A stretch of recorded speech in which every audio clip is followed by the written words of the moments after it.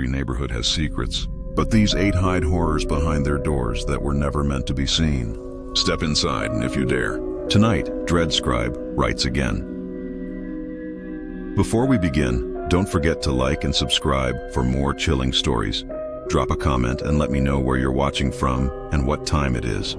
I love seeing where everyone is tuning in from, and if there's a story you'd like me to cover next, I'd love to hear it too.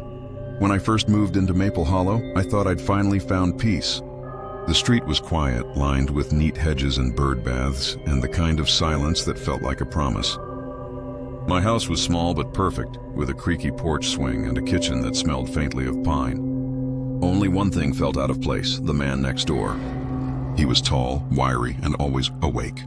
Every night, without fail, I'd glance from my bedroom window around 3 a.m. and see him standing motionless at his own, staring out into the darkness as if waiting for something to arrive. At first, I told myself it was none of my business. Maybe he was an insomniac. Maybe he worked night shifts. But then I began to notice the patterns. Small things, but too precise to be accidental.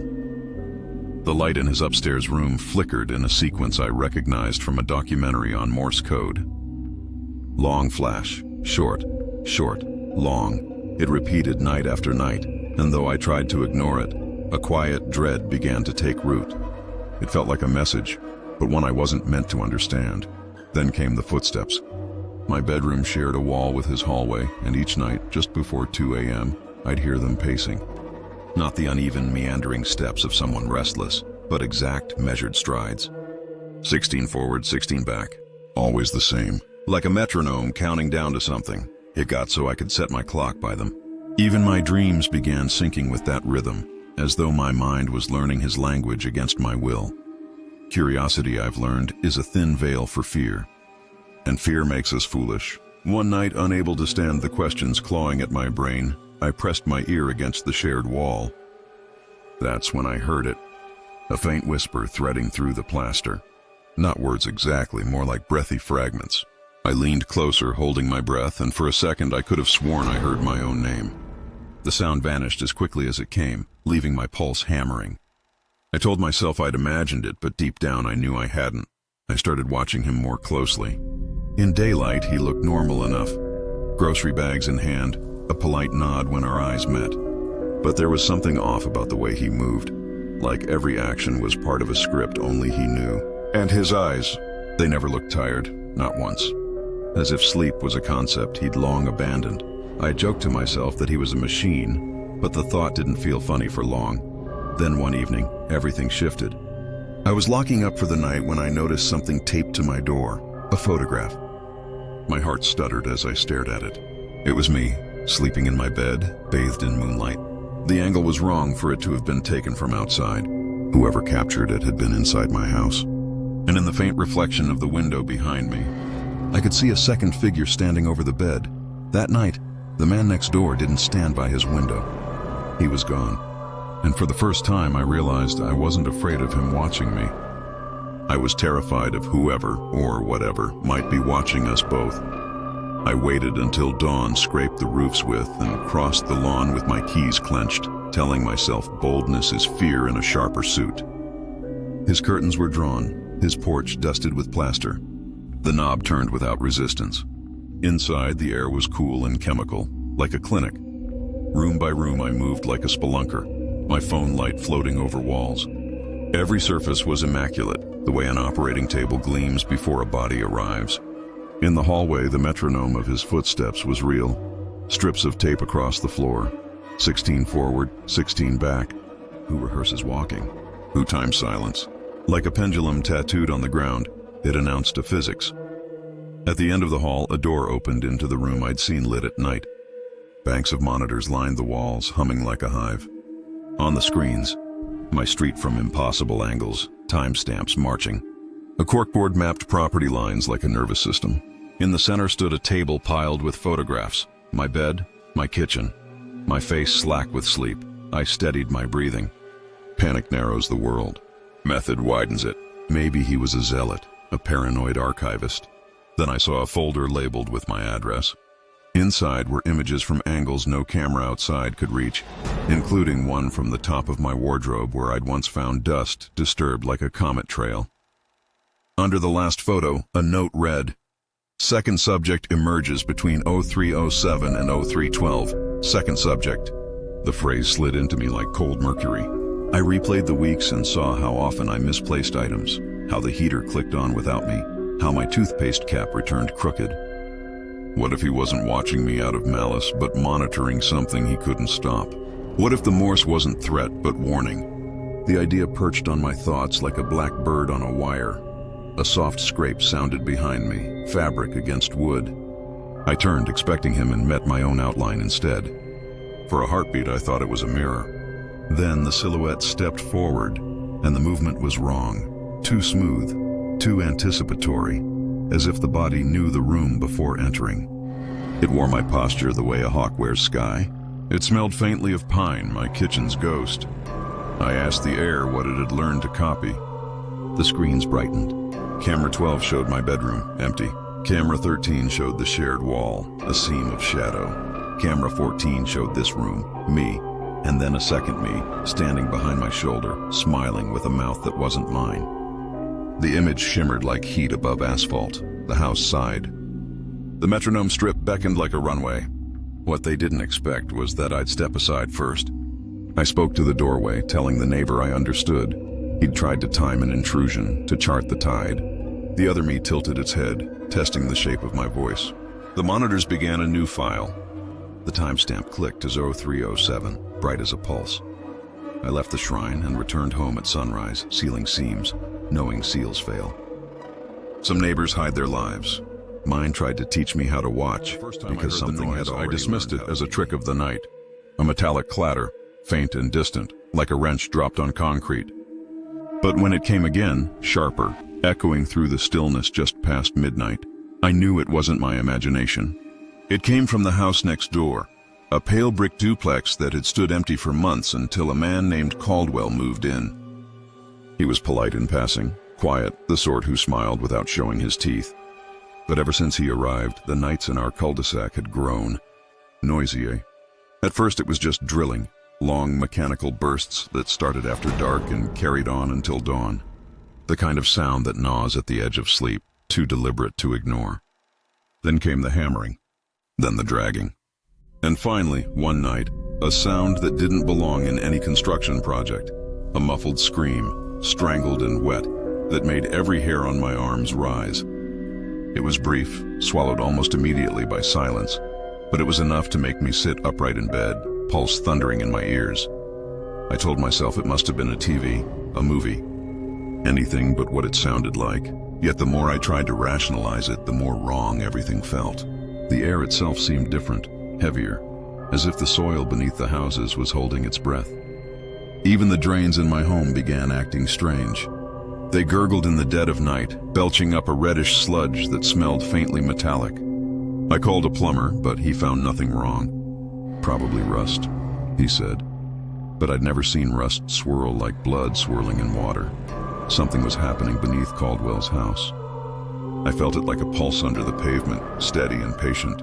And curiosity once again overcame fear. One night, armed with a flashlight and excuses, I followed the sound. It was louder outside. A low mechanical hum, like something industrial thrumming beneath the earth. The noise seemed to seep from the thin seam of soil between our yards. Then I saw it. A section of his backyard dug up and recovered, the dirt fresher, looser, darker. I knelt and brushed my fingers over it. The earth was warm. That warmth haunted me.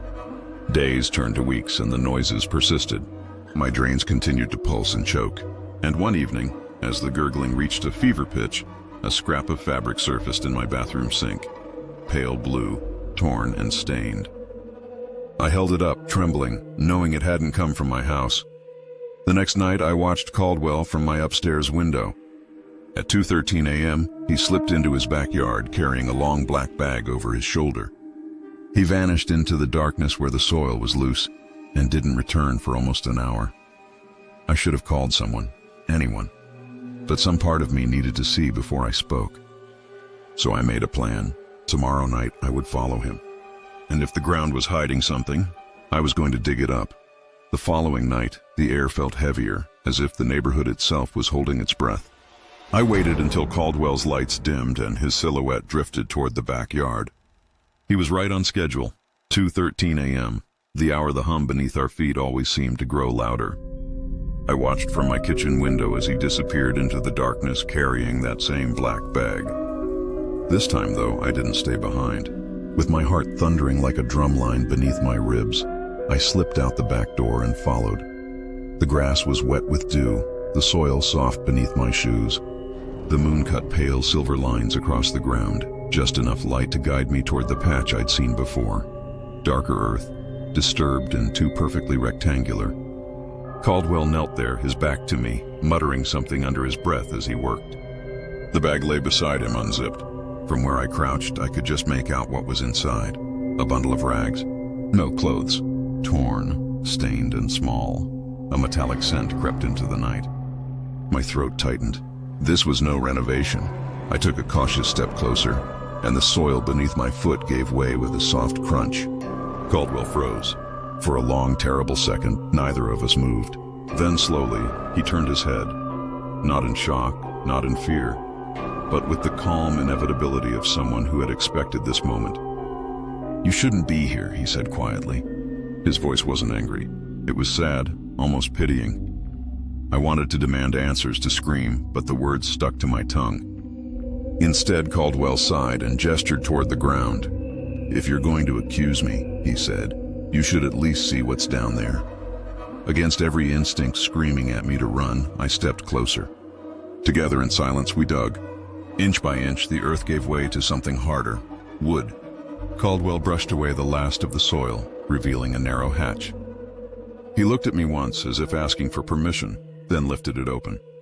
A rush of cold, damp air spilled out, carrying with it a sound I will never forget. A thin, desperate whimper from somewhere far below. My knees almost buckled. This wasn't just a basement.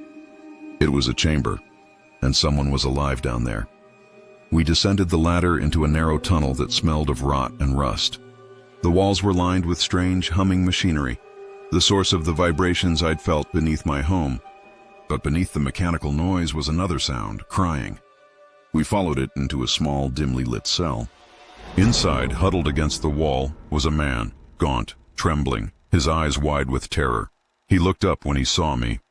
"You're next," he whispered. The words hit harder than any scream. Caldwell didn't flinch. "He's not wrong," he murmured. And then the lights above us flickered, dimmed and died, plunging the chamber into darkness. I stumbled backward, desperate for the ladder, for escape.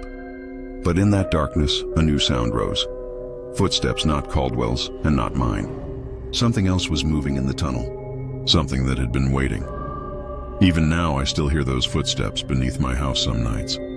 Caldwell vanished without a trace, and the chamber was sealed. But every drain in my home still gurgles with that same red stain, as if the ground itself remembers, and hungers for what's buried below. When I first moved into Maple Hollow, the couple across the street were the first to welcome me. Mark and Elise. That's how they introduced themselves, with the kind of warmth that felt rehearsed but irresistible. They brought a basket of fresh-baked bread on my second day and waved every morning like we'd known each other for years. Their house always smelled faintly of cinnamon and something floral, like a memory you couldn't place. At first, I found their friendliness comforting. In a neighborhood that prided itself on privacy, they were a rare open door. Soon, the invitations started. Dinners, barbecues, game nights. They always had something planned, always another gathering. And there were always new faces, too. They said these were friends from work or family visiting from out of town, but the turnover was dizzying. A different set of strangers every week, each smiling a little too wide, laughing a little too hard, disappearing a little too quickly. Their driveway was a revolving stage of unfamiliar cars, but none of them ever returned. I never saw anyone leaving, not once. It was as if the guests stepped inside and simply ceased to exist. At first, I brushed it off. People travel. People move. But then I began recognizing some of those faces, not in person, but online. A woman with copper hair who'd come to one of their Sunday lunches stopped posting to her photography blog days after I'd seen her. A man I chatted with briefly on their porch vanished from social media entirely a week later. And the strangest thing was how Mark and Elise reacted whenever I asked about them. "Oh, they're off on new adventures," Elise would chirp, her tone feather-light but her eyes unreadable. It was subtle at first, but I began noticing details that felt staged.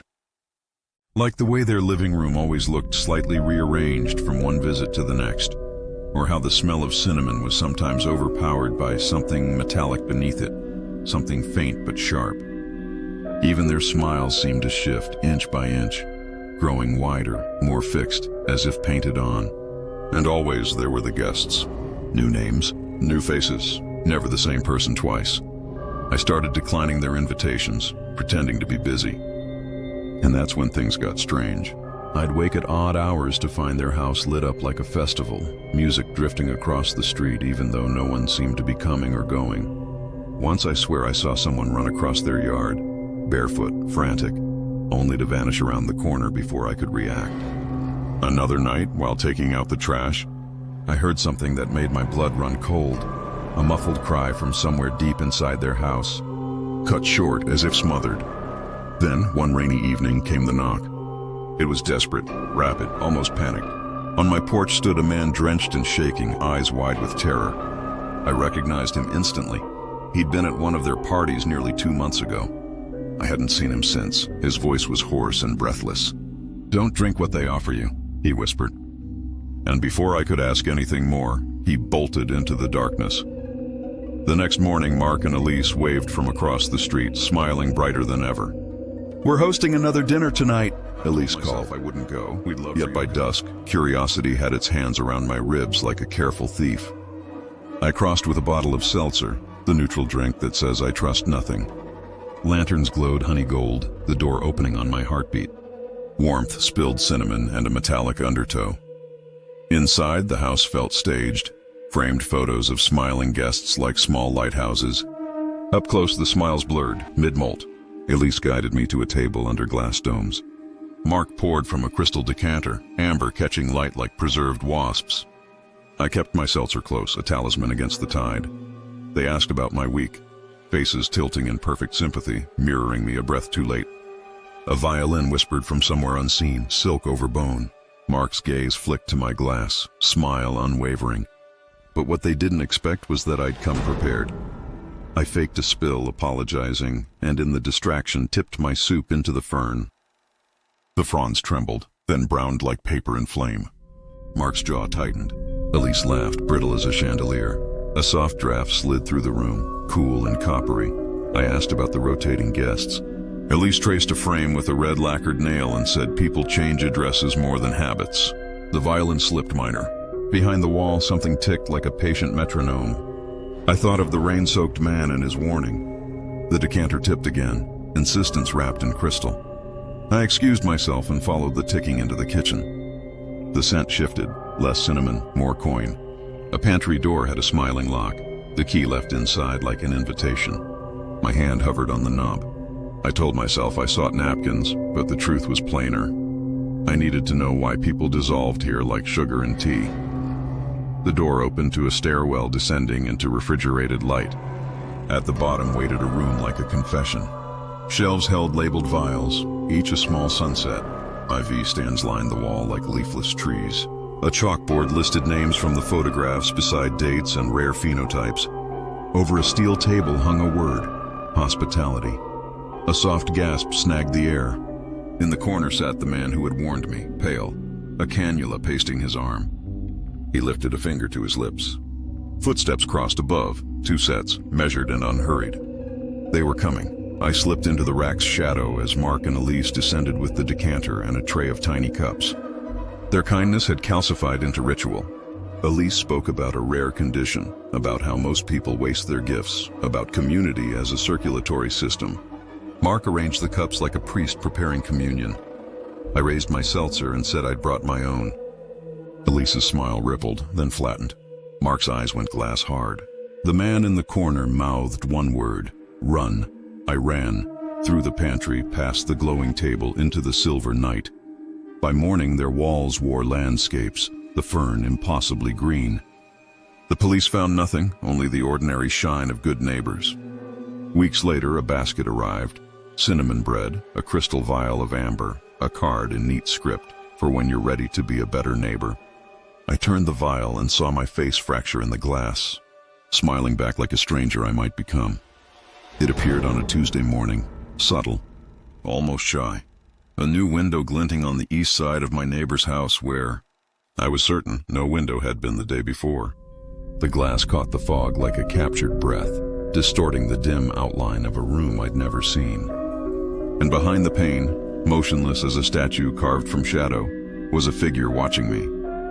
At first I laughed it off, telling myself I'd simply missed it before. Houses change, renovations happen. But deep down, something primal stirred. A whisper from the animal part of the brain that knows when something is off. I couldn't shake the image. Every time I stepped outside, my eyes drifted to that impossible rectangle of glass. The figure never moved, but I could feel its attention like static on my skin. Its presence was heavy, patient, the way a cat studies a mouse hole. Finally, curiosity outweighed caution, and I walked over to confront the neighbor. He answered the door with a tired smile and insisted there was no window on that wall. "You're mistaken," he said, chuckling. "It's just brick." But when I stepped back outside, there it was again, clear as bone under thin skin. The contradiction gnawed at me. How could a window exist and not exist at the same time? My nights grew restless. I'd wake at 2 a.m. to see a faint, flickering light glowing from behind that glass. Once, I swore I saw the figure lean forward, its shape pressed closer to the pane, as though trying to see me better. Then the changes began. Subtle at first, a new curtain drawn halfway across the glass, the faint outline of furniture behind it. Every morning the room evolved, becoming more detailed, more lived in. And with every passing night, the figure became clearer too. Not a stranger anymore, but something disturbingly familiar. Its height, its build, even the tilt of its head when it stared out. All of it mirrored me. I told myself it was my mind playing tricks, that I was projecting my paranoia into shadows. But then came the detail I couldn't explain. A chipped mug on a table behind the window, the same chipped mug I used every morning. And next to it, a photograph I recognized. My mother smiling in the summer sun, framed exactly as it was on my own nightstand. I stopped sleeping. Instead, I watched, and every night the figure grew closer to the glass. One night I leaned forward on my porch, and the figure leaned forward too, in perfect sync, like a reflection on a surface that wasn't there. I raised my hand and so did it. That was the moment I stopped breathing. It wasn't mimicking me. It was me. I knew then I had to see for myself. Whatever was hiding behind that impossible window, I couldn't ignore it any longer. So I waited until my neighbor left for work, climbed his fence, and forced open the side door that led toward the wall where the window should be. Inside, the air was colder. The hallway seemed to stretch too long, like a corridor in a dream that refuses to end. And at the very end of it, faint and trembling in the darkness, was a door I had never seen before. A door exactly where the window should be. The door felt colder than the rest of the house, as if the air behind it belonged to another season. My hand trembled as I turned the knob, half expecting it to resist. But it opened without a sound, swinging inward with unsettling ease. What lay beyond wasn't a storage room or hidden office. It was a bedroom, my bedroom. Every detail was exact, down to the smallest imperfection. The peeling corner of wallpaper near the baseboard. The faint coffee ring on the desk I kept meaning to scrub off. Even the books stacked beside the bed were in the same crooked order I'd left them in that morning. The effect was dizzying, like stepping through a mirror and finding reality had followed you. At first I thought I was losing my mind, but then I saw the bed. Someone had been sleeping in it.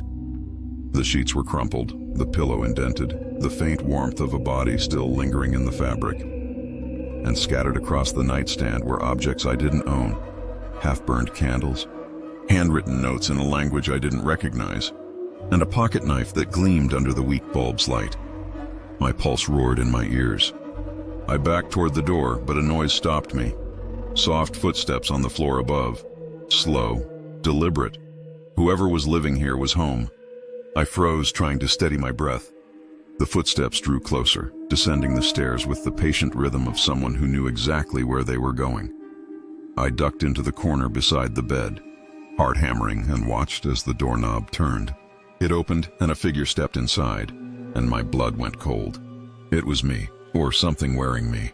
Same height, same posture, same scar on the wrist from a broken glass when I was 15. But the way it moved was wrong. Too smooth, too certain, as if every motion had been practiced 1,000 times. It walked to the desk and picked up the mug, my chipped mug, and took a slow sip, gazing out the window I had seen from my house. Only from this side, it wasn't a window at all.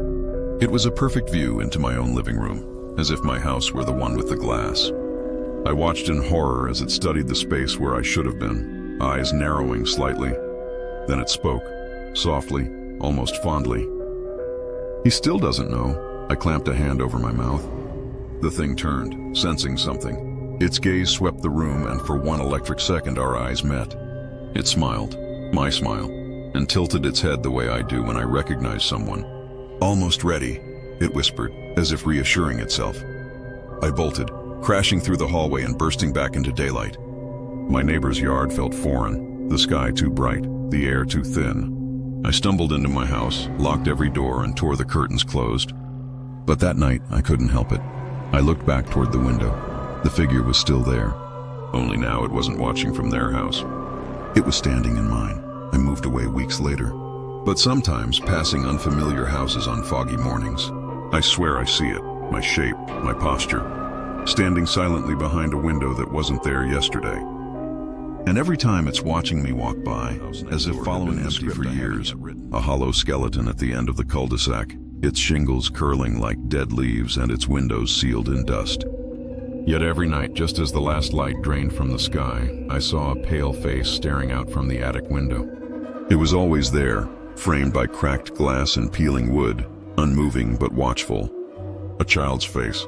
And though I told myself again and again that it was a trick of shadow and moonlight, the eyes never blinked, and I could feel them following me when I passed. Neighbors dismissed it as nonsense. "That place has been abandoned for a decade," they'd say, laughing off the idea. But the signs were there. On cold mornings, faint handprints would appear on the inside of the attic glass, too small to belong to an adult. And at night, when the wind stilled and the world fell silent, I'd hear it, a soft, rhythmic tapping from the attic, like knuckles drumming gently against wood. It wasn't random. It had a pattern, like a message trying to crawl its way into my house. I tried ignoring it, but curiosity is a kind of hunger, and hunger always wins. I started watching the window more closely, documenting when the face appeared, how long it stayed. It was always there between midnight and 3 a.m., always staring toward my house. One night I shone a flashlight at the attic. The face vanished instantly, retreating into the darkness. But just as I was about to lower the beam, a tiny hand pressed against the glass. 5 pale fingers splayed wide, as if in answer. That was the moment fear shifted into obsession. I needed to know who, or what, was in that attic. So one evening, as twilight bled into night, I crossed the overgrown yard and stood before the warped wooden door. It groaned as I pushed it open, releasing a breath of air that smelled like old wood and forgotten time. Inside, the house felt wrong, too still, too cold. My footsteps echoed in a way they shouldn't have, as though the walls themselves were listening. Dust swirled in my flashlight beam as I climbed the narrow staircase. The tapping grew louder with every step, not frantic but deliberate, steady as a heartbeat. At the top, a final door waited, thin and pale as if bleached by decades of light. I hesitated, hand hovering over the handle, a thought crawling through me. What if there's nothing human behind this door at all? The attic was nothing like I expected. No furniture, no toys, no remnants of a child's life. Just walls covered in paper. Hundreds of sheets, taped and pinned and layered, each one bearing a drawing. Crude, childlike sketches of the neighborhood, every house on the street captured in pencil lines. Every house but mine. In the center of the room, a circle of empty floorboards formed a perfect outline where one final drawing should have been. I knelt and touched the blank space, and a chill licked the back of my neck. Somewhere above me, faint and deliberate, the tapping started again, closer this time, coming from inside the very walls around me. The tapping grew louder, more insistent, as if the walls themselves were trying to speak. I turned slowly, scanning the attic, half expecting that pale child's face to materialize from the shadows. But I was alone, or at least I thought I was. Then I noticed something strange among the drawings. Each one had small, careful notes scribbled beneath the houses. Names, dates, measurements, even arrows pointing to specific windows or doors. They weren't just pictures, they were plans. And every house had one, except mine. I stepped back, my heart drumming in sync with the tapping. Why was mine missing? And why did that empty circle feel less like an omission and more like an invitation? My eyes drifted upward. The sound wasn't coming from the floorboards anymore. It was above me in the rafters. A faint shuffling followed, then silence. I held my breath. Slowly, impossibly, the attic air shifted, colder now, as if someone else were breathing it with me. Then I saw it, a small, pale hand curling around a wooden beam. Another followed. And then, slowly, a face emerged from the shadows of the rafters. The same child I had seen night after night, eyes hollow and unreadable, skin so white it almost glowed. It didn't move closer, just stared down at me, its gaze as heavy as gravity. My flashlight trembled in my hand. "Who are you?" I whispered before I could stop myself. The child tilted its head and a faint smile flickered across its lips. Not playful, but knowing. It raised one bony finger and pointed toward the blank space on the floor. Then, as silently as it had appeared, it vanished into the dark. I stood frozen, the attic now deathly still. The tapping had stopped. The house itself seemed to be holding its breath. I stumbled back down the stairs and out into the night air, gulping it like water. My house loomed across the street, dark and silent, but somehow different. As I walked closer, something in my chest tightened. It took me a moment to realize what it was. The number on my mailbox was gone. Not scratched off, gone, as if it had never existed. My porch light, always on a timer, was dark. Even the path of my footsteps in the dew looked faint, almost erased. The next morning, I checked a digital map of the neighborhood, and my heart stopped. My address wasn't there. Every other house on the street was marked, but the space where mine should have been was just blank gray. I refreshed the page again and again, but nothing changed. It was as if my home had been deleted from the world's memory overnight. I looked toward the attic window, desperate for the child's face. But it wasn't there. Instead, standing in the glass was a figure that made my skin crawl. It was me. Same height, same hair, same clothes I was wearing in that very moment. And it was smiling, not with joy, but with possession. I stumbled back, a cold certainty washing over me like ice water. Whatever that child had been doing in that attic, it wasn't watching. It was replacing. I moved away not long after, yet every so often, curiosity drives me past my old street. The house next door still stands empty, but the attic window is never dark. And sometimes when the fog rolls in just right, I swear I see my own face peering out, as if I never left at all. It started small, harmless even. My neighbor Harris would borrow things from me almost weekly. A shovel one day, a flashlight the next, sometimes my garden shears. He always returned them quickly and in better condition than before, spotless, polished, gleaming like they'd never been used. At first I admired his meticulousness, but soon that precision began to feel like something else entirely. Who scrubs dirt off a shovel as if it were evidence? Who polishes the lens of a flashlight until it catches the sun like a blade? I began noticing patterns. Harris always borrowed tools at odd hours, dusk, just as the streetlights blinked awake or long after most neighbors had gone to bed. He never offered much explanation. Yard work, he'd say with a casual wave. But I never saw him tending his yard. No trimmed hedges, no new flower beds. His backyard remained an untamed patch of weeds and shadows. It was as if whatever he was doing with my tools happened somewhere far beyond where eyes could follow. The first time I felt a true chill was when he asked to borrow my spade late one Friday evening. I handed it over without a thought. The next morning he returned it spotless as always. But there was something clinging to the edge of the handle. A faint reddish-brown stain deep in the wood grain. It wasn't rust. It wasn't soil. And though I told myself not to overthink it, I started locking my tool shed at night. Still, he always found a reason to ask. A flashlight for a raccoon problem. A rope for hauling branches. Even my pruning saw, which he said he needed to cut back a tree limb. But that last one, he never brought back. Days passed, then a week. Every time I asked, he smiled and promised to return it soon. That smile unsettled me. Too calm, too certain. Like a man who knew I wouldn't press further. But I did press further. Late one night, well past midnight, I saw Harris moving across his backyard with something slung over his shoulder.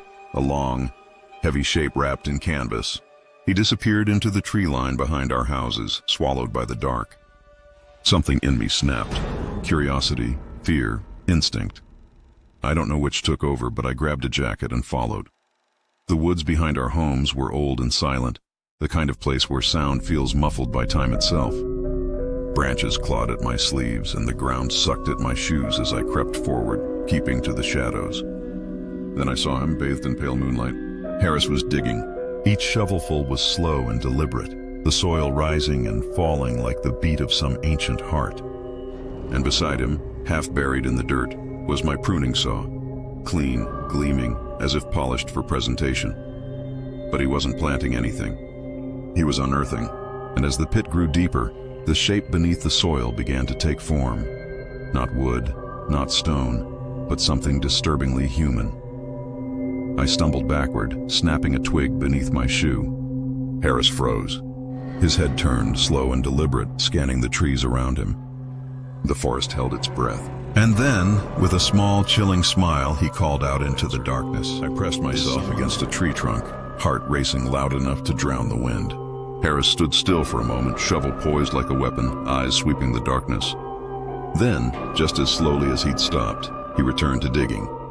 But now, each movement was heavier, more deliberate, as though he knew he was being watched, and wanted whoever was out there to see.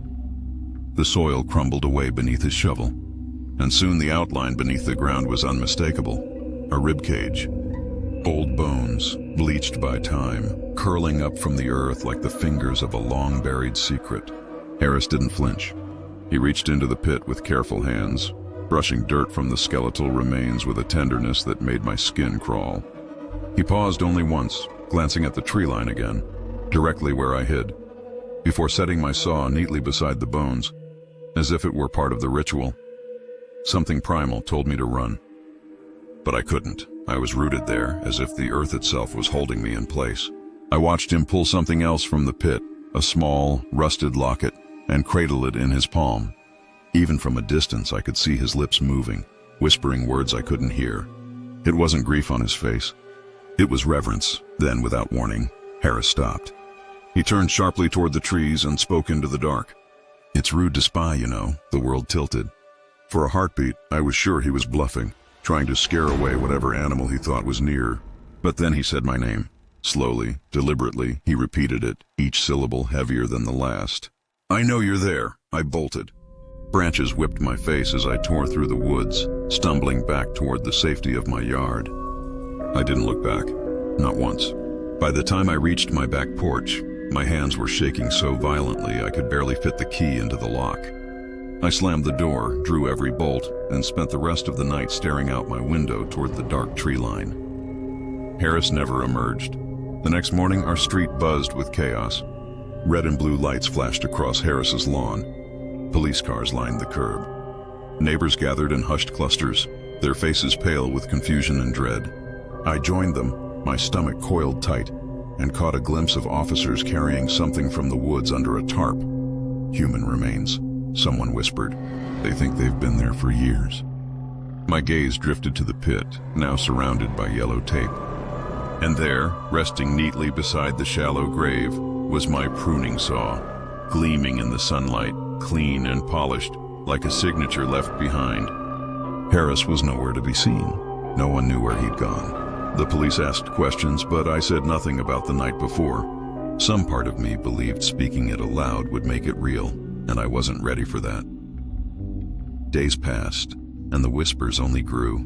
Rumors of missing people, old cold cases, questions about how long Harris had lived here, and who he really was. And then one evening, as I stepped onto my porch at dusk, I found something waiting for me. A locket, rusted and old, placed neatly on my welcome mat. I moved away soon after. But sometimes, when I'm alone in my new backyard at night, I hear the faint scrape of a shovel in the distance, slow, deliberate, patient. And I know wherever Harris is, he isn't done digging yet. Mr. Carter's lawn was the envy of the entire neighborhood. It wasn't just well kept, it was immaculate.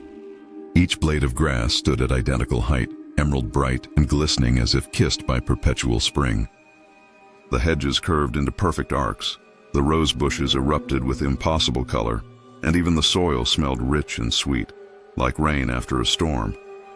Neighbors joked that Carter must have struck a deal with the earth itself, but I always felt something unsettling beneath the admiration, as if the beauty was too precise, too unnatural to be the result of pruning and fertilizer alone. The first time I noticed something was wrong was because of my dog. It was a warm evening in early June, and I let him roam near Carter's property while I sorted mail by the curb. One moment he was sniffing lazily at the hedge line, and the next he was frantically digging beneath a cluster of rose bushes near the fence. "Hey," I called, rushing over to stop him before Carter noticed. But when I knelt to brush the dirt from his paws, I froze. The soil wasn't like the sandy earth in my own garden. It was darker, wetter, dense with a scent that wasn't just earth. It smelled like something alive had once been buried there. I told myself I was imagining things. Rich soil, that's all it was. But that night, curiosity gnawed at me like a persistent ache. I couldn't stop thinking about the way Carter's lawn always seemed to bloom brighter after rain, how his roses thrived even when everyone else's withered. It was as if the ground itself was feeding on something deeper. A few nights later, just past midnight, I looked out my window and saw Carter in his yard. He was kneeling by the rose bushes, whispering softly into the soil, his hands pressed flat against the ground as if praying. At first I thought he was talking to himself, but then he tilted his head as though listening, and nodded. The motion was slow, reverent, almost grateful. From that moment, I couldn't look at his perfect lawn the same way again. I began noticing subtle things I'd overlooked before. Small depressions in the soil near the hedges, faint discolorations beneath the grass, patches that seemed slightly warmer under the sun. It was as if the yard was alive, breathing quietly beneath our feet. And Carter, calm, meticulous Carter, tended to it not as a gardener, but as a caretaker. The night my curiosity won, the moon was a thin silver hook, barely bright enough to light the yard. I slipped across the grass with a trowel and a flashlight, heart pounding against my ribs. Kneeling by the roses, I dug where my dog had scratched days earlier. Inch by inch, the soil shifted, releasing that same strange metallic scent. And then the trowel struck something hard. I brushed the dirt aside with trembling fingers. A scrap of fabric emerged, frayed and old, its pattern faded. Beside it was something small and round, a button maybe, or a bead. But when I lifted it into the moonlight, I realized it wasn't a bead at all. It was a fragment of bone. Somewhere behind me, a branch cracked. I spun toward the noise, but the yard was empty. Or at least, it looked that way. I froze there, crouched in the damp earth, the shard of bone balanced in my shaking hand. My breath came shallow and fast, every instinct screaming at me to run, but curiosity held me captive. I scraped away more soil, and the ground yielded reluctantly, like flesh resisting a blade. More fragments surfaced, brittle slivers that caught the moonlight in pale glints. Then came something softer, a strip of cloth torn from what looked like a sleeve, faded blue with tiny white flowers. I recognized that pattern. A woman on our street had worn a dress like that years ago, before she vanished without a trace. A chill rippled through me. I glanced at Carter's house, expecting the windows to stay dark, but one on the second floor was lit now, a thin golden slit in the night. A silhouette stood there, motionless, watching.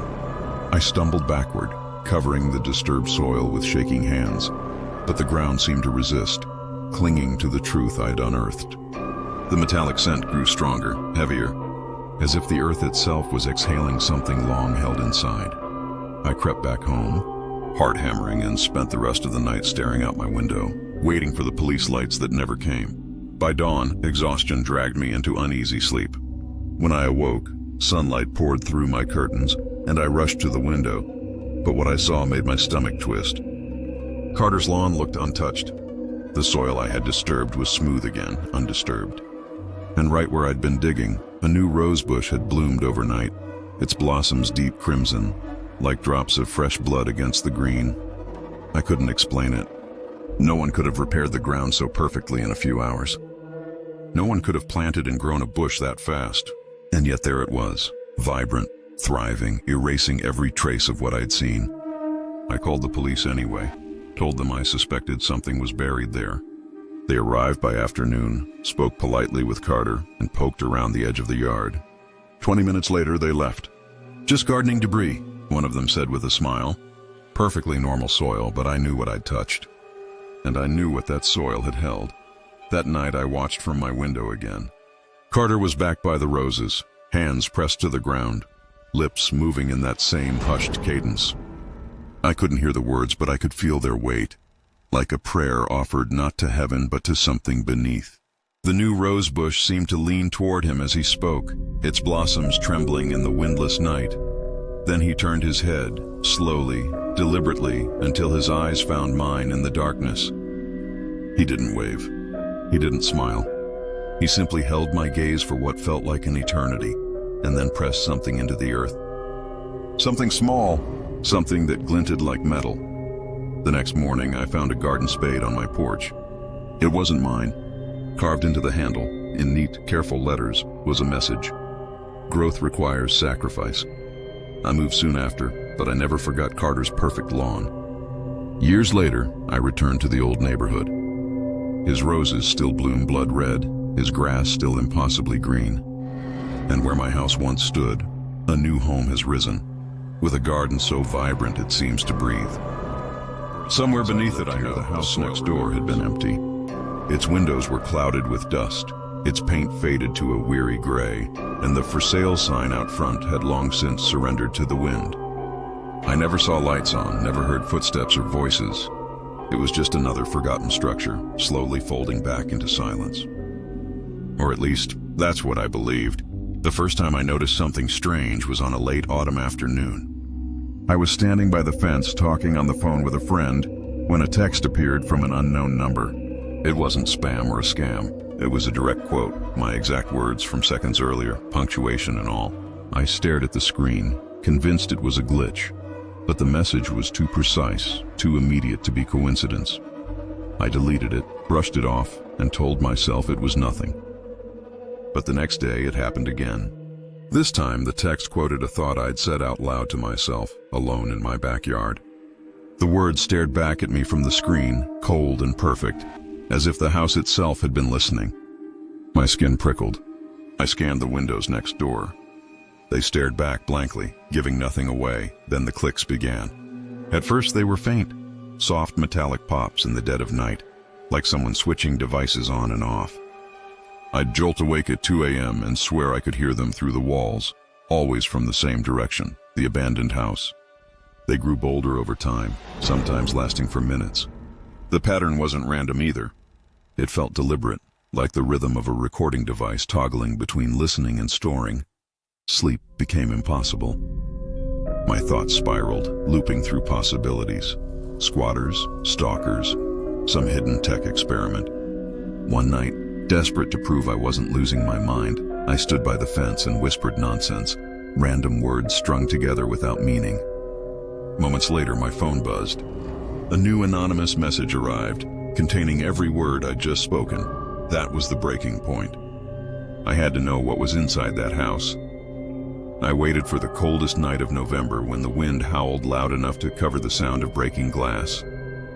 My hands trembled as I pried open a basement window and slipped inside. The air was stale, heavy with dust and static.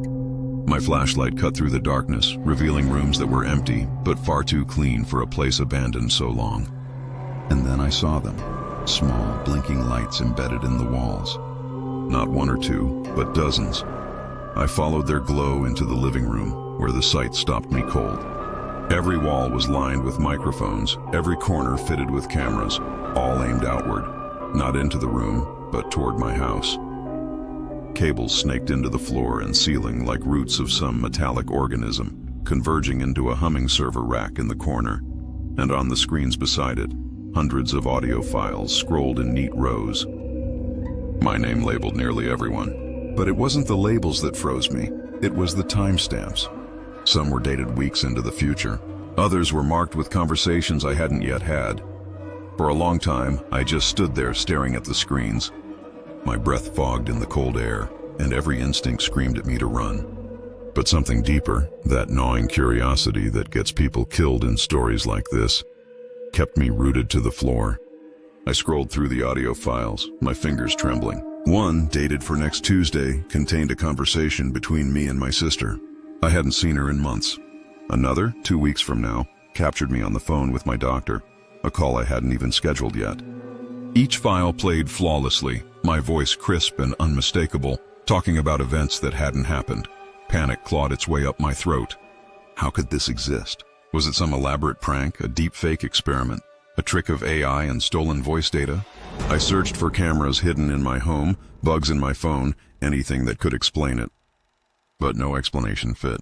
And beneath that rational scramble, something colder stirred. The creeping realization that this wasn't surveillance. This was prediction. The house wasn't recording me. It was anticipating me. I turned my attention to the server rack in the corner. It pulsed faintly, a slow, steady rhythm like a mechanical heartbeat. A series of folders appeared and disappeared on the main screen in real time, too quickly for human hands. It wasn't just observing. It was learning. I watched as a new file appeared before my eyes, time-stamped for 5 minutes in the future. My chest tightened as I pressed play. It was me, breathing hard, whispering words I hadn't spoken yet. I shouldn't have come here. I stumbled back, flashlight beam jittering across the room. And then, as if summoned by my fear, the clicks started again, louder now, closer, surrounding me. Somewhere in the walls, something shifted. A low hum filled the air, growing into a vibration I could feel in my teeth. The server fans roared like an approaching storm. And beneath that mechanical chaos, I heard it, faint, overlapping whispers. Hundreds of them, each one my voice, speaking different words, different futures. I bolted toward the window I'd broken. But the moment I touched the frame, my phone buzzed. A new text, just 2 words, "Don't run." I dropped the phone and climbed out, stumbling into the cold night air. My yard had never felt so foreign. The house behind me hummed softly, its windows still blank and lifeless, as if nothing had changed. And yet I could feel it.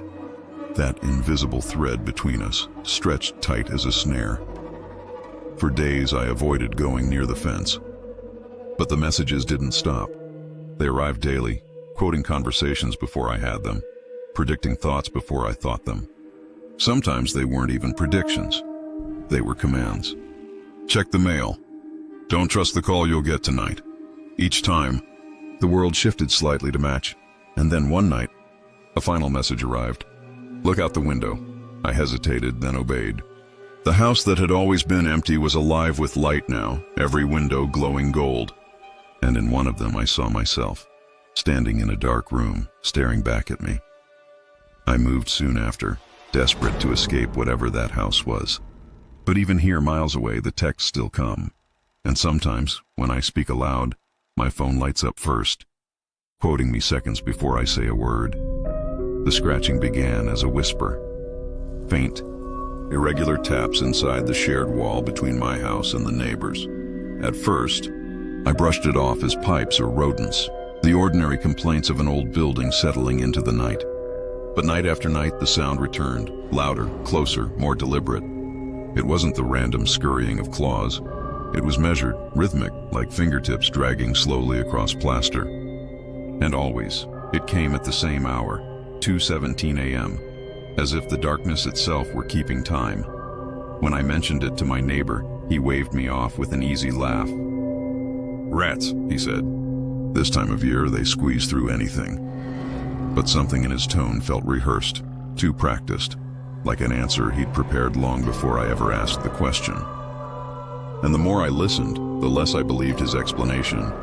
The sound didn't dart or scatter the way rats would. It crept, it paused. Sometimes it even repeated in a pattern like a signal tapped in Morse. One night I pressed my ear to the wall. The scratching stopped immediately, as though whoever, or whatever, was on the other side was listening too.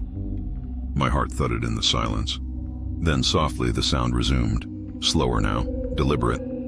Scratch, pause, Scratch. Scratch. It felt almost like a conversation. I couldn't sleep after that. My mind spun wild stories. Burglars tunneling through drywall, squatters living in the crawl space, something older and hungrier nesting inside the bones of the house. But what unsettled me most was the precision. The scratching wasn't chaotic. It was intentional, almost thoughtful. The next evening, armed with a flashlight and a drill, I decided to find out what was inside.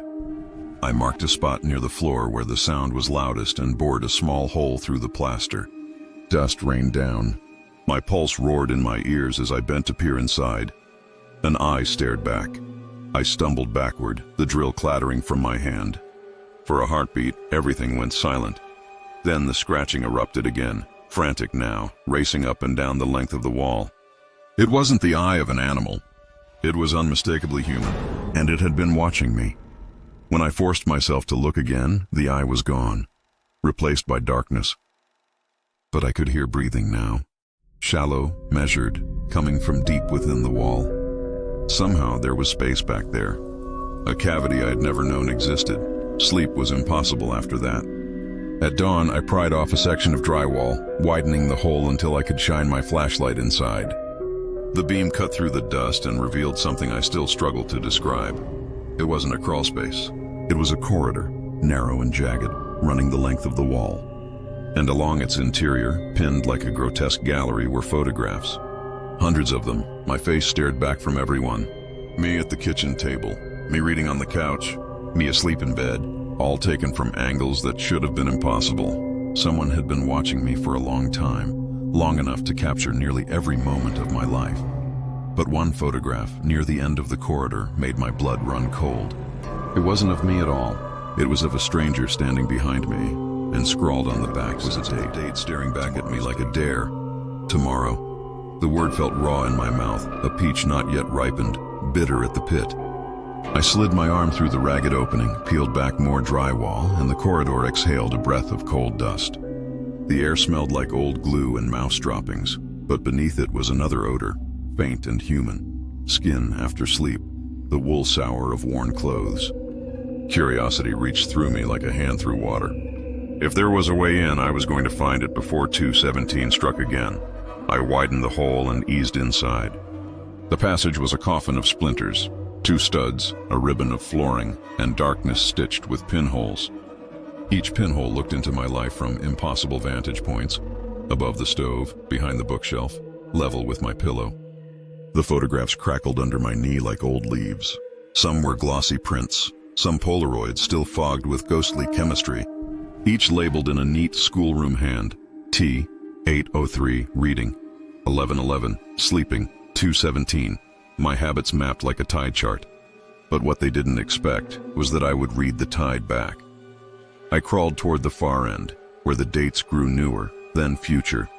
There, wedged behind a stud, waited the last frame. My kitchen at twilight, my shoulders turned, and a blurred figure rising behind me like a second moon.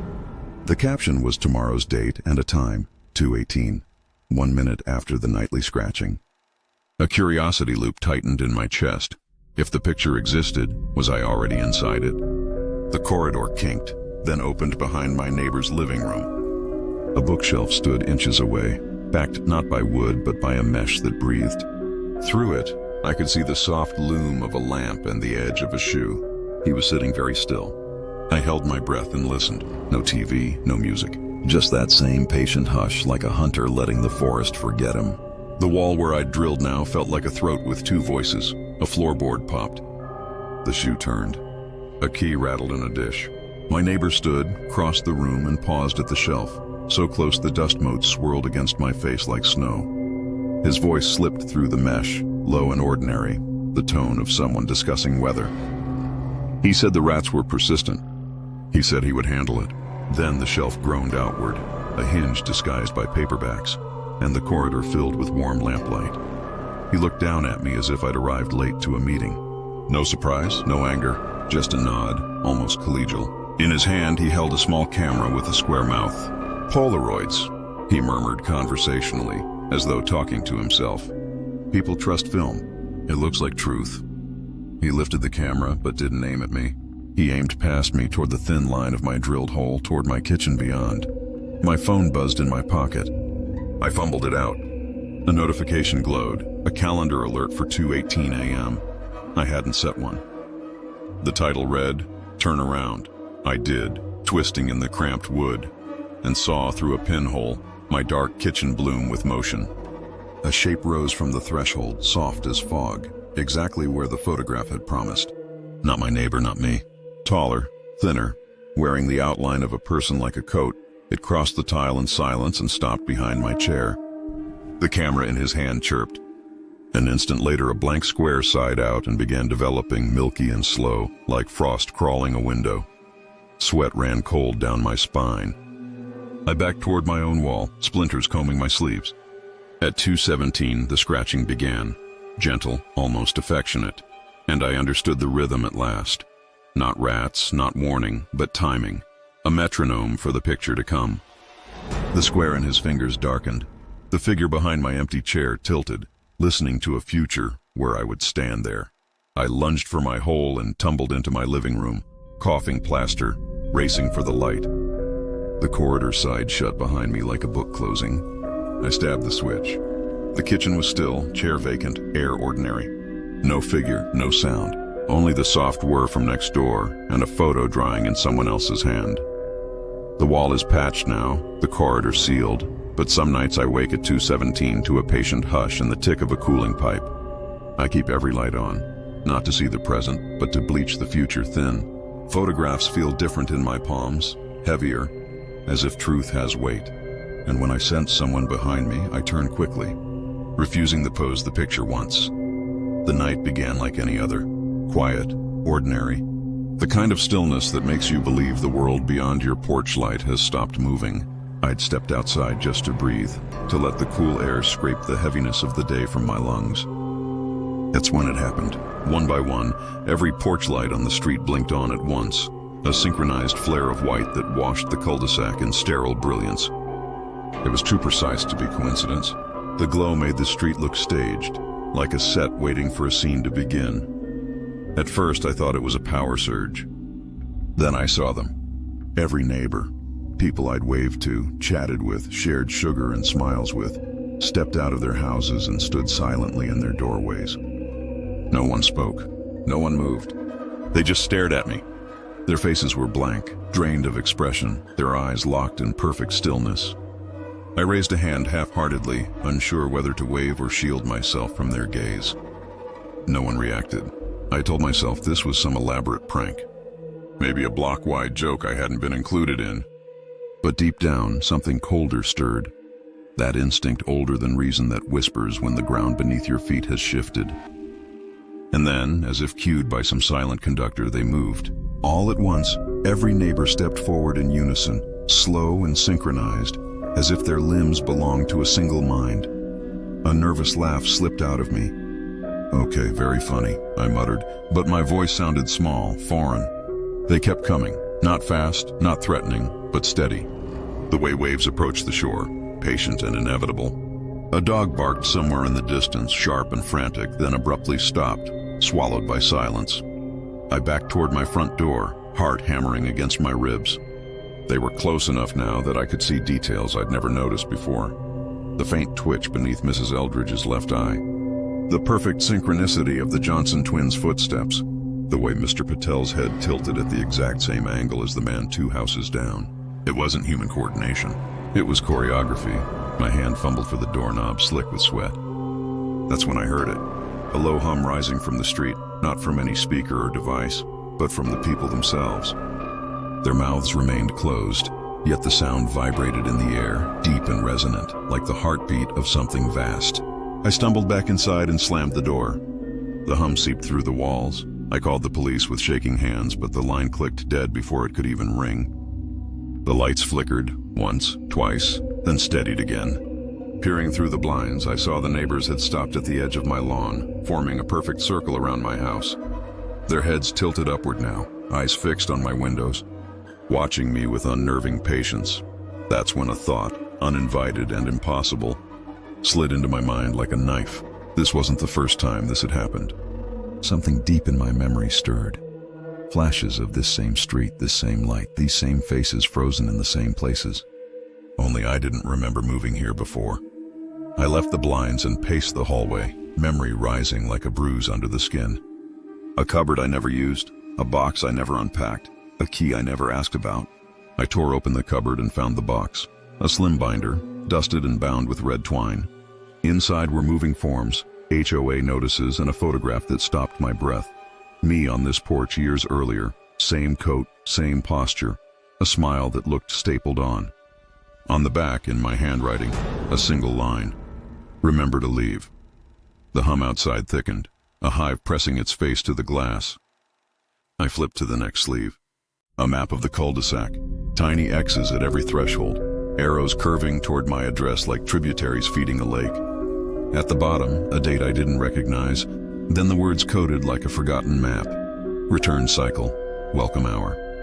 The porch lights brightened, bleaching the paper to bone. But what they didn't expect was that I'd already started to remember.